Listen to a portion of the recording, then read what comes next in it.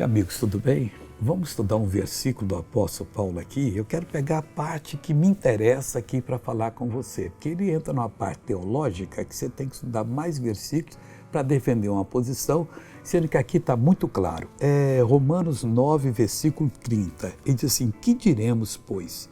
Que os gentios que não buscavam justiça alcançaram a justiça? Sim, mas a justiça que é pela fé. O importante não é se ela é pelas obras ou pela fé, que pelas obras ninguém vai ser salvo.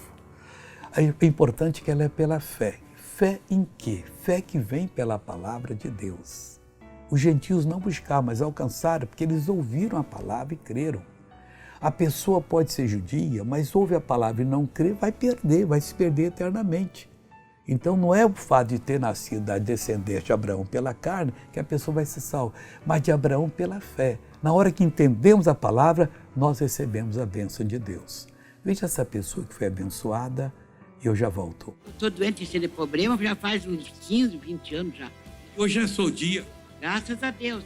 Caminha aqui. Vai, deixa ela caminhar sozinha. Vai caminhando. Caminhando eu vou para a cana.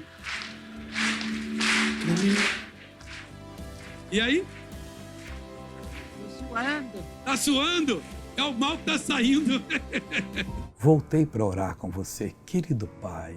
Olha quanta gente está perdida porque não crê na Tua palavra. E Deus, não importa quem nós somos, até com cargos na igreja, se não cremos no que a palavra diz, não seremos salvos.